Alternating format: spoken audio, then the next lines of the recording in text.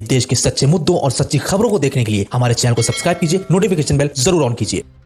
जनाब राहुल गांधी जी को करगिल की सरजमीन पे दिल की अथाह गहराइयों से करगिल की आवाम की तरफ से खुशामदीद कहते हैं। इज्जत माब राहुल गांधी जी को डाइस पे दावत देता हूं कि वो करगिल की आवाम से खिताब करें। जनाब राहुल गांधी जी,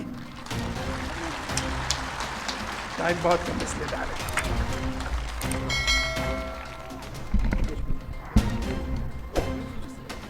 रजनी पाटिल जी, असगर करबलाई जी, कमर अली खान जी, गुलाम रजा जी, मनोज यादव जी, यूसुफ अली जी, कांग्रेस पार्टी के हमारे प्यारे कार्यकर्ता भाइयों और बहनों, आप सबका यहाँ बहुत बहुत स्वागत, नमस्कार।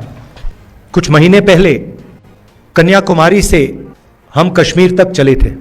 यात्रा को हमने भारत जोड़ो यात्रा नाम दिया था और हमारा लक्ष्य जो बीजेपी और आरएसएस देश में नफरत और हिंसा फैला रहे हैं उसके खिलाफ खड़ा होना, देश में भाईचारा मोहब्बत फैलाने की हमने कोशिश की।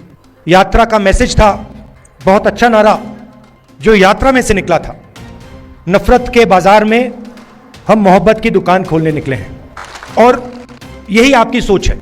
पिछले दिनों में अपनी आंखों से मुझे यह देखने को मिला।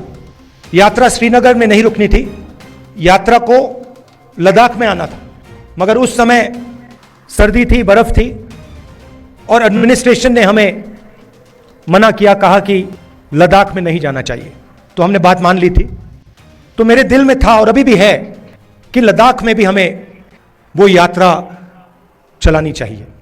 शायद छोटा सा पहला कदम लिया, पैदल नहीं गए मगर मोटरसाइकिल में मैं गया और लद्दाख के कोने कोने में मैं गया, लोगों से बात की, गरीब लोगों से, माताओं बहनों से, युवाओं से, और जो आपके दिल में है उसको समझने की कोशिश की। दूसरे नेता हैं वो अपनी मन की बात करते हैं, मैंने सोचा मैं आपकी मन की बात सुनूं।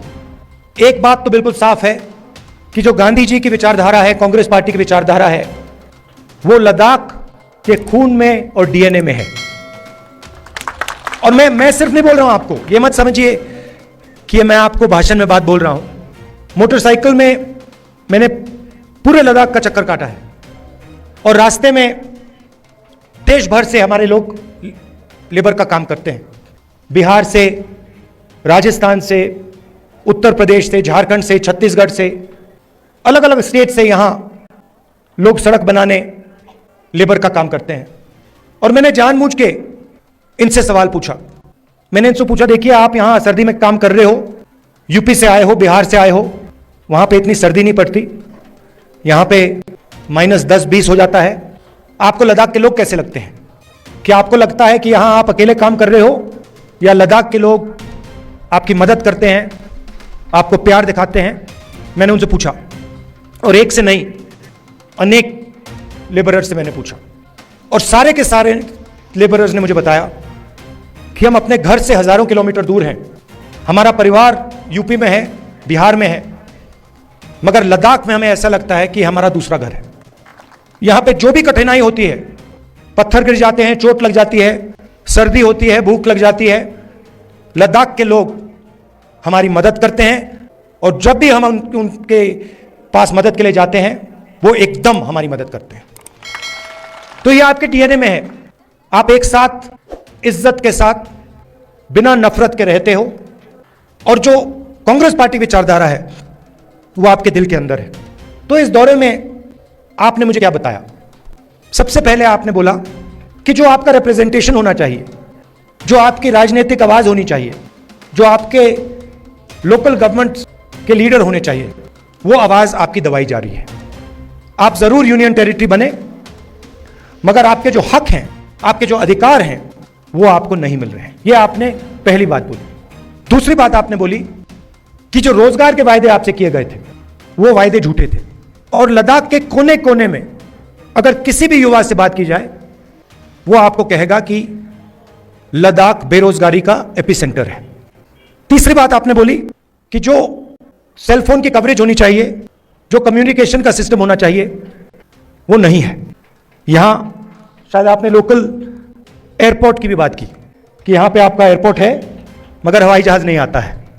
तो मैंने आपकी बात सुनने की कोशिश की और कांग्रेस पार्टी आपके साथ खड़ी है और आपकी जो स्ट्रगल है, चाहे वो आपकी ज़मीन का मामला हो, चाहे वो रोजगार का मामला हो, चाहे वो आपका जो कल्चर है, आपकी जो भाषाएं हैं, उसकी रक्षा करने की बात हो, हम आपके साथ एक साथ खड़े हैं। यहाँ पे सब लोग जानते हैं कि बहुत सारे नेचुरल रिसोर्सेज हैं। 21वीं सदी में सोलर एनर्जी की बात की जाती है और लद्दाख में सोलर एनर्जी की कोई कमी नहीं है। बीजेपी के लोग ये जानते हैं, समझते हैं कि अगर आपको रिप्रेजेंटेशन दिया जाए तो फिर वो आपसे आपकी जमीन नहीं छीन पाएगी।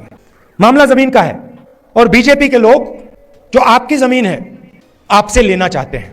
अदानी जी के बड़े बड़े प्रोजेक्ट्स यहां लगाना चाहते हैं और उन प्रोजेक्ट्स का फायदा आपको नहीं दिलवाना चाहते हैं। हम ये कभी होने नहीं देंगे। कांग्रेस पार्टी ने जो ले की एपेक्स बॉडी है और कारगिल डेमोक्रेटिक अलायंस जो है और इनकी जो डिमांड्स है उनका हमने पूरा समर्थन किया है। आखिरी बात मैं आपसे कहना चाहता हूं, लद्दाख एक स्ट्रेटेजिक जगह है और यहां आने पर, खासतौर से जब मैं पैंगोंग लेक में था, तो एक बात बिल्कुल साफ है कि चाइना ने हिंदुस्तान की जमीन ली है। हजारों किलोमीटर जमीन हिंदुस्तान की चाइना ने हमसे छीनी है। और दुख की बात है कि हिंदुस्तान के प्रधानमंत्री ने ऑपोजिशन की मीटिंग में कहा कि हिंदुस्तान का 1 इंच किसी ने नहीं लिया। यह सरासर झूठ है। लद्दाख का हर व्यक्ति इस बात को जानता है कि लद्दाख की जमीन चाइना ने हिंदुस्तान से ली है और प्रधानमंत्री जी सच नहीं बोल रहे हैं। और आपका जो रोल रहा है, खासतौर से कारगिल का रोल रहा है, उसके बारे में भी मैं कहना चाहता हूं। जब भी हिंदुस्तान को आपकी जरूरत पड़ी है, जब भी बॉर्डर पे युद्ध हुआ है, तो कारगिल के लोग एक आवाज के साथ हिंदुस्तान के साथ खड़े हुए हैं। यह आपकी हिस्ट्री है। यह आपने एक बार नहीं, अनेक बार देश को दिखाया है। तो मैं इसके लिए आपको दिल से धन्यवाद करना चाहता हूं और आपको आश्वासन देना चाहता हूं कि इस देश में बहुत सारे धर्म के लोग हैं, अलग अलग जात के लोग हैं, अलग अलग भाषाएं बोलते हैं लोग। हमारे लिए सब लोग एक हैं और इस देश में सब लोगों को इज्जत से, मोहब्बत से रहना चाहिए। आप यहां आए, आपने अपना कीमती समय मुझे दिया, इसके लिए मैं आपको दिल से धन्यवाद कहना चाहता हूं। और अंत में कहना चाहता हूं कि अब मैं लद्दाख के चारों ओर घुमा हूं और शायद यह हिंदुस्तान की सबसे सुंदर जगह है और यहां के लोग दिल से बात करते हैं, प्यार से बात करते हैं। इसके लिए आप सबको बहुत बहुत धन्यवाद। नमस्कार, जय हिंद, सलाम।